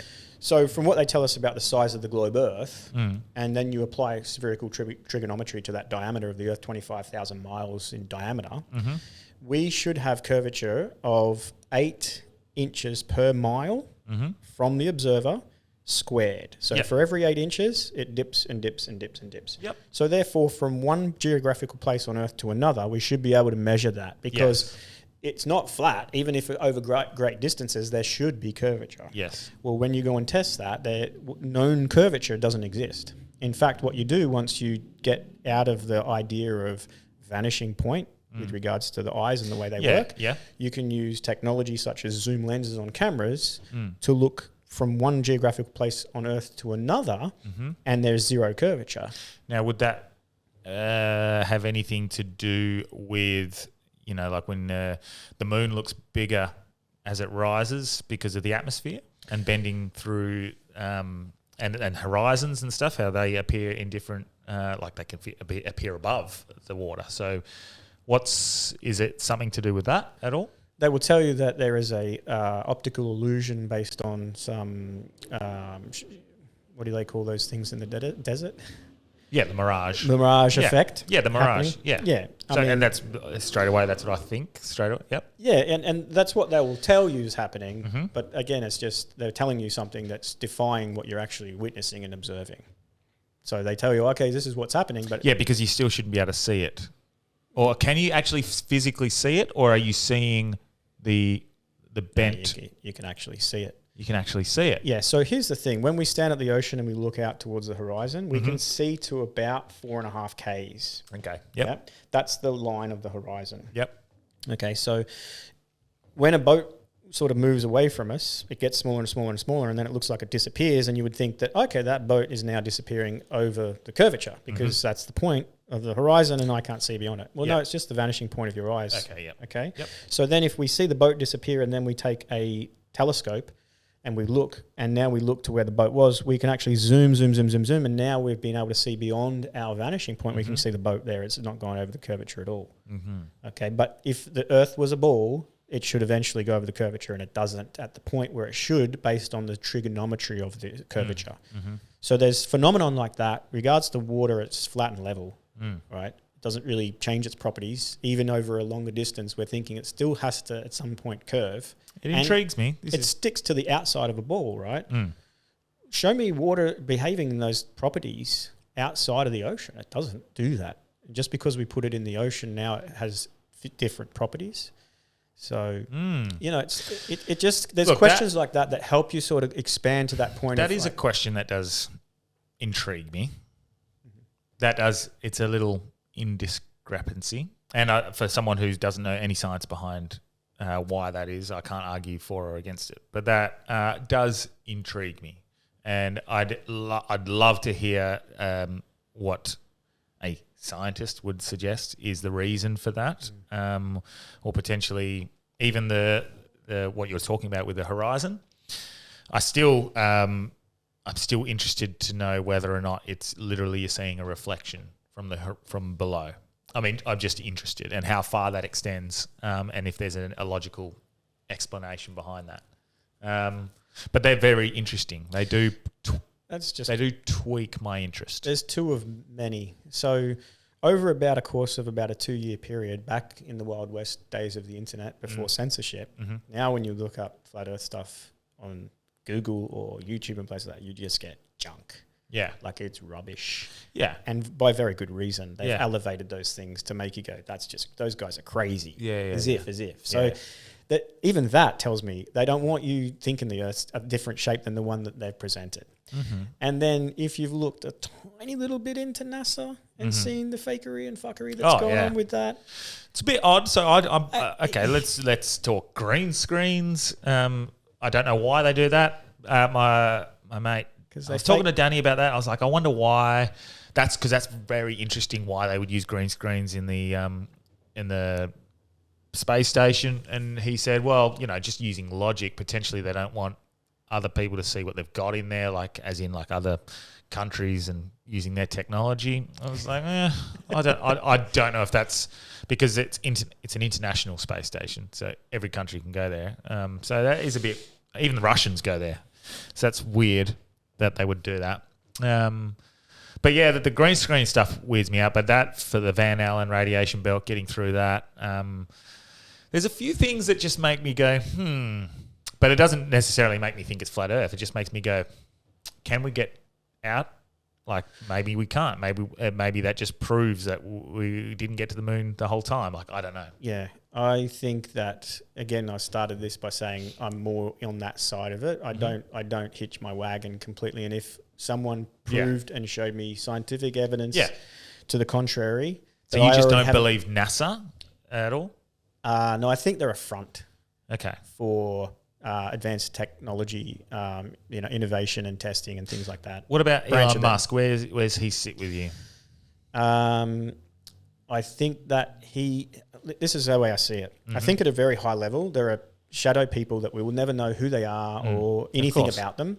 And they are at the echelon of like, we're the gatekeepers, so to speak. I think most people would certainly agree with you. Not even conspiracy theorists. Everyone would think that. Yes. Yep. So then what I think about Elon Musk is he's obtained a level of awareness. He's, adept at a certain level, a master at this game. So they've said to him, cool, we're going to let you have technology, do what you want to do, advanced humanity, but there are certain parameters that you can do that. And what I feel they've done with Elon Musk is they've said, we want you to uphold this idea of space. We don't want that yet. We don't want humanity understanding that space may be the final frontier, but it's made in a Hollywood basement. So he has the whole SpaceX I'm going to Mars thing as a cover to allow him to still do his thing. His biggest company that he runs, owns and does, you know what they do? They bore tunnels underground. It's called the Boring Company. Really? Yeah. So we see SpaceX, we see Starlink, we see Twitter or X, we see Tesla. What about the Boring Company? It's bigger and far more huge than any of that. We don't get any of that. Why is he boring holes under the earth? Why is he doing that? My belief is that at the outer echelons of this realm that we live, there is some sort of zone in which you maybe can't get through, but doesn't mean there's something on the other side. And I feel like he's there to help tunnel through. And eventually when he says, hey, we've gone to Mars, he gives you the idea that they went there in a rocket, but they just bored a tunnel to a realm that exists on this level plane outside of this dome in which we encased ourselves. Okay. That's my, woo-woo opinion theory. And he's here to play the game.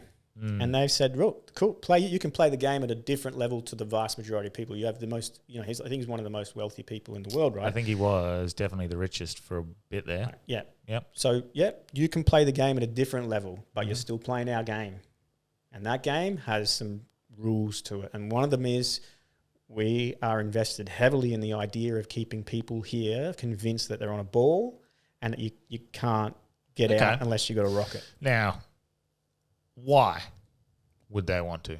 Well, this is a very philosophical sort of approach to things, and I don't know, but I would want to think that perhaps there's more beyond where we are.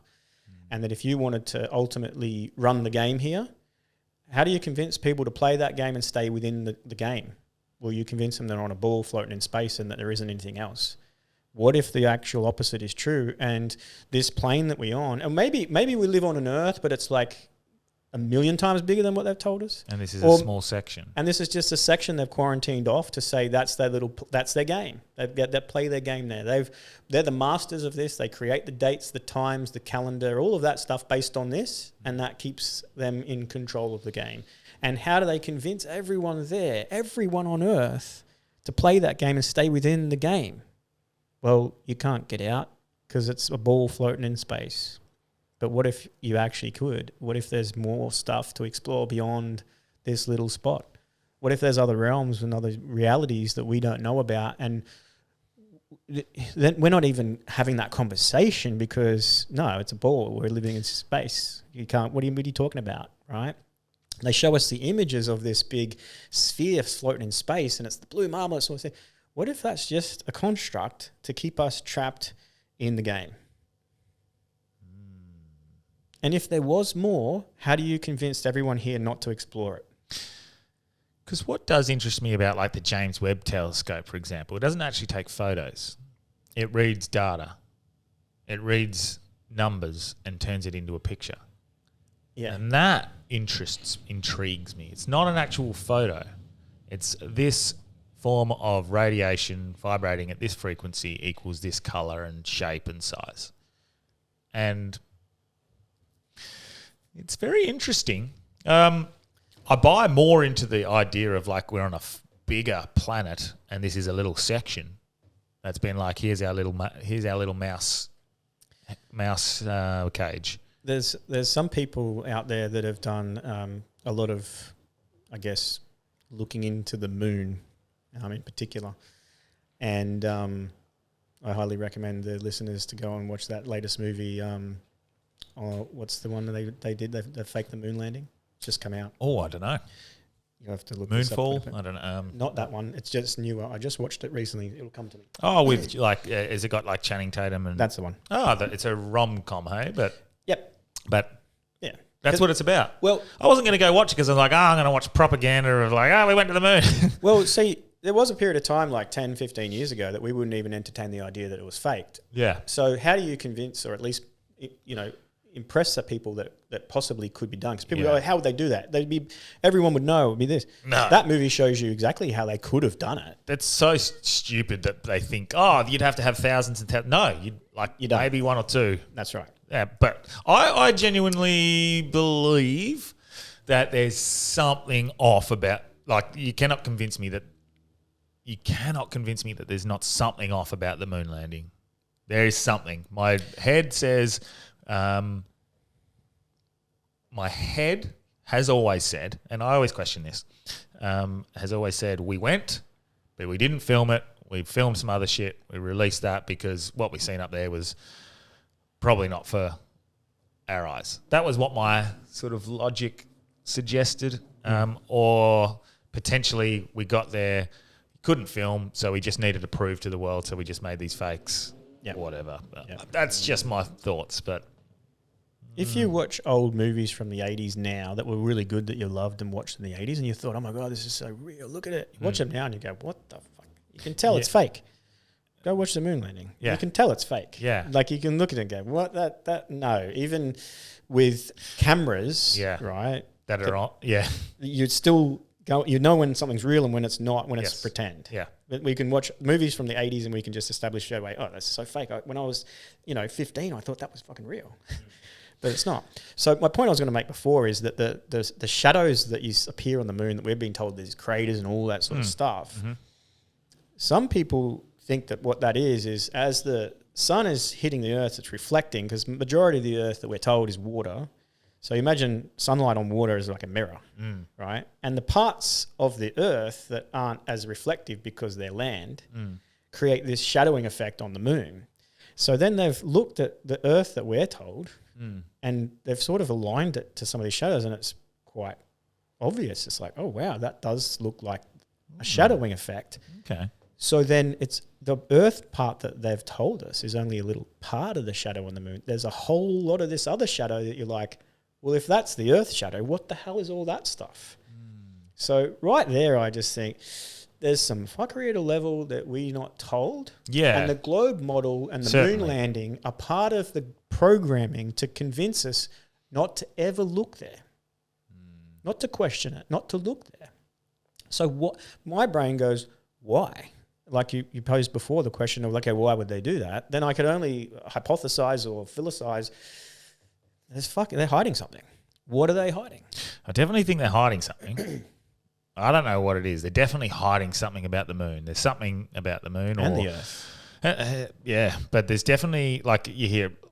So why are there references to the firmament in like CIA documents, which I've seen? That's an odd thing. So Werner von Braun, he was a Nazi scientist. Yeah. That they brought over from at the end of the German War, brought it to America. Yeah. And he and Jack Parsons began Jet Propulsion Laboratories and what we know today as NASA. Mm-hmm. When he died, his tombstone has his name with Psalm 19, verse 1. Mm-hmm. And if you look up what that says, it says, God declare the glory of the universe, and the firmament sheweth his handiwork. Right? And it's what like, is the sheweth? well, shows his handiwork. It's Okay. just like a biblical term to say, like, and the firmament shows his handiwork. Mm-hmm.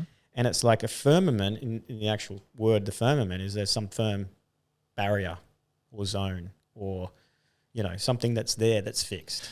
Like, for people who don't know, it's almost like a reference to like the little globe bowls that you shake up and they have the snowman. The Simpsons. The Simpsons. Yeah, the Simpsons It's dome. exactly the Simpsons dome. movie. At the start of the Simpsons movie, they mock the fake moon landing, and Homer basically he points to the camera and says, "You're all being fooled, including you," and he points to down the lens of the camera. In other words, the viewers. Yeah. And that's the Simpsons, which is the simulation Yeah. theory, right? And in that, they depict this Springfield having this glass dome over it. So, again, there's a lot of research and a little fringe conspiracy stuff where it actually says there's some sort of fixed structure across this little pond of ours that you can't get through or penetrate, and that for some reason it sort of reflects the stars within it. So the firmament is an idea that... I guess if that was true, if this is the situation where we're a smaller little section on a much grander planet that's been put off on a corner as a little mice experiment sort of idea. Here's our little mice village, human village that we're going to go. Let's see how they develop and let's study them. If that's going to be what the case is, let's assume that's the truth. I feel like having a firmament over that can, reflect stars and be almost like a, what would you call it? Like a hologram is not outside their realms of. No, that would be quite easy, like technologically, if they were at that point of watching a civilization develop over millions of years. Yeah, or if it's a natural phenomenon that we still are yet to even understand, or because we're convinced that doesn't exist. So why would we want to try and understand or study it or know about it? So there's a lot of things about this whole flat globe, moon landing, fake, and that sort of we don't know. We can only sort of just think about, because we've never, as a collective, looked into it. We've never tested it. We've never understood it. We've never been able to talk about it. And now what they've done is that they've targeted anyone talking about it as completely nut job, right-wing conspiracy theorists. Well, I don't think to question some of the irregularities in moon landing videos and stuff. That's not nuts. And yeah, maybe some people can be considered on the fucking crazy scale. But there's some things that just make me go about everything. I'm still not 100% sure I'm convinced by any flat Earth stuff, but there's certainly something odd, and I don't know what it is. Yeah, and like I said, it's like, for me, I feel like we live in a sphere, not on a sphere. Okay. Yeah, I think that this plane that we inhabit is flat, but maybe we're within a sphere. Yeah. Right? Okay. That I could really go, okay, that makes sense. And maybe we are a planet and it is round, but the part that we are on inside is just flat. Maybe if we're inside? Well, we're inside. Inner Earth. When we're in our physical vehicle. And because our level of conscious understanding of the nature of consciousness and reality is very fixed to physical experience, we stay within the tomb of the body. But perhaps what we're here to do is to elevate our consciousness so that we can come in and out of our body.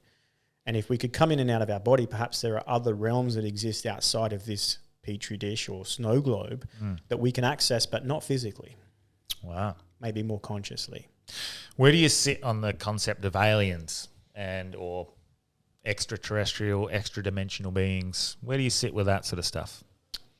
I 100% believe in entities and spiritual aspects. Mm-hmm. The way in which we're sort of given the alien story with regards to like these grey beans and they're tall and all that, I think that's propaganda. Okay. Personally. And I think a lot of the alien stuff is exactly that. It's propaganda. I think it's probably at some point in the next, part of the movie that's coming, I think we're going to be introduced more to this idea and topic of an alien. Yes. But because it's meant to be, the idea is that in the next 2 to 3 years, this is the point. This is the mass landing. And I find it quite strange that that's becoming a bit of a common thing to be said. Let's wait and see, because, just like in COVID when the first Chinese fella fell in the street, dropped dead in the street, and they were like, that was the moment I knew COVID was bollocks. Yeah. Because I just saw it. That's fake as fuck.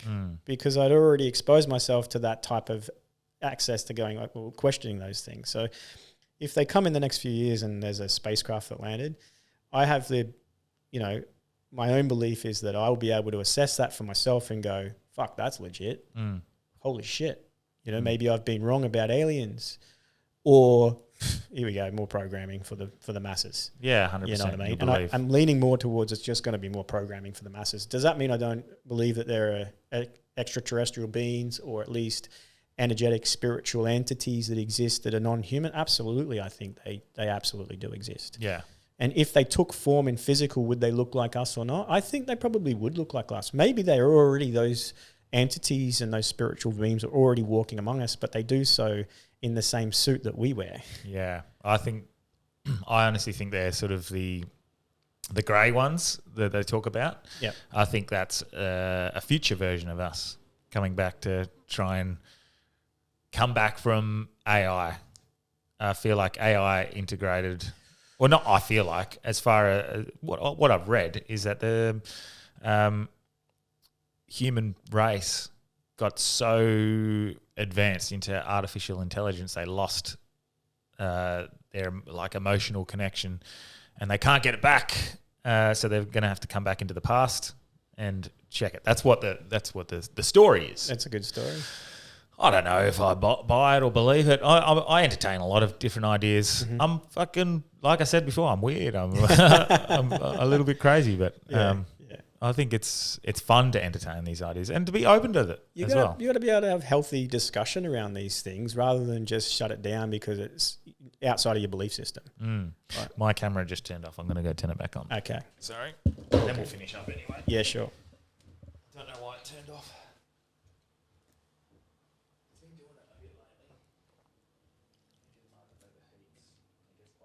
Oh, yeah. So don't get it, Sony. Oh, yeah.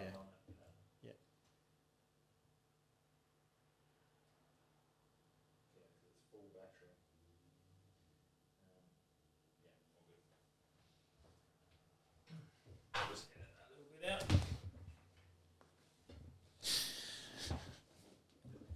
Double check. Yeah, he's back. But yeah, so I don't think there's anything. I'm quite fine to say I'm weird and open to all these sorts of ideas. But yeah, aliens for me is a interesting one as well. Because before the God stuff for me, aliens was it. Right. It is. They are. Yeah. We're in contact. We're learning from them. We're reverse engineering their technology. I still kind of do. I still buy into that to a point. Yeah. There has to be advanced intelligence. Because, look around. Well, So We're not that intelligent. I don't think there's any denying that there's something flying around in our skies, and and it's not human. The conspiracy part that comes into play now is, are we in contact with that already? Are our higher echelons of government already in contact and reverse engineering that technology? I don't know. That could be a conspiracy theory. But the idea that these things exist and these beings exist and whether or not they're extra-dimensional, extraterrestrial from other planets, I don't know. But they do exist. And they are. We've seen enough. Yeah. We've seen enough people talking about it and be proven right. Even you look at someone like who's the Area 51, Bob Lazar, Right. stuff like all confirmed. Yeah. Like we've seen it, we know it. Yeah. So I just don't know what that looks like though, whether it's extra dimensional or whether it's extraterrestrial, which are very different. Or Could be both. Poco no los dos. Nothing wrong with that.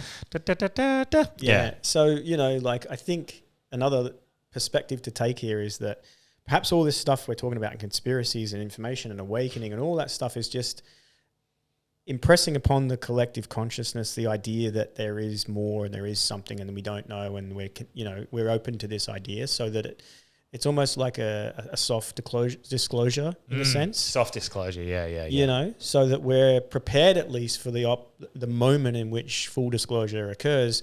But is it going to be aliens or is it going to be something else? Or, I just think that we're moving in that direction pretty rapidly, and that I think these types of things are fantastic because it gives us the ability to have these conversations, to not necessarily pin to a belief system, but just go, you know what, I don't know, but this is my point of view. This is what I think, you know, and to share in that sort of dialogue is helpful. Whereas again, you go back 7-10 years ago, we weren't having these conversations. Well, the idea in the zeitgeist at the moment is that in 2027, that is going to be the year of disclosure. They've given their warning saying, right, 2027, we're coming, so do what you got to do. Right. That's what's in the zeitgeist. I don't know if I believe that, but I know I've read that enough. Yeah. That's the idea. And some people are quite credible in the field, like Stephen Greer and a few people like that. They're suggesting something very similar. That the top echelons have been given a timeline. We're coming down and revealing ourselves in mass. So you can prepare them however you want. You can try and swing it however you want, but we're doing it. Right. So Interesting. you've got a certain amount of time. Yeah. That's what I've read. Yeah. Well, that would. I don't believe everything I read, but No, I've been no. hearing it a lot. And then when I hear it a lot, I start going, Interesting. why am I hearing it a lot? Is that intentional? Is that propaganda? Like, yeah. Have you come across Archaic with his Phoenix theory? No. So Archaic is a guy on YouTube. Mm-hmm. He's a well-researched guy and has a lot of good content. And he's got a theory about the Phoenix phenomenon. The Phoenix Lights. No, the Phoenix phenomenon is that the world cyclically goes through cataclysms that create this Phoenix moment. And the Phoenix symbolism is to... Rise from the ashes. That's right. Everything that's fake, that's not right, aligned, is purified, burn away. Yeah. So his take, and I'm not an expert on it, but I've looked at it a little bit, is that 2040 is the next Phoenix phenomenon. Okay. And, you know, we're going through the initiation process, preparing us for that may be. It's interesting because even the word apocalypse doesn't mean the end of the world. No. Unveiling. The unveiling. Yeah. Which, are we not in that? Yeah. And then the revelation is to reveal. Yeah. Right? So, yeah, I have some friends and family members that are, you know, Christians, and, you know, like very, you know, down that pathway, and they're like, oh, we're definitely in end times sort of thing. So, Oh, yeah. And for me, it's, I'm sure it'll be uncomfortable. I'm sure it won't be. And if you believe in divinity, the apocalypse is not a bad thing. It is the unveiling of all that was dark, everything, the wool that's been pulled over our eyes. yeah, So the apocalypse, it's like the necessary evil to slingshot into a beautiful and bright future. And I find that strange that the word apocalypse has been hijacked as this dreadful moment instead of the unveiling of truth, yeah. to reveal truth. There's a lot of fuckery and conditioning and propaganda, and I'm conscious of your time, mate. So that's been a fucking that's been a belter.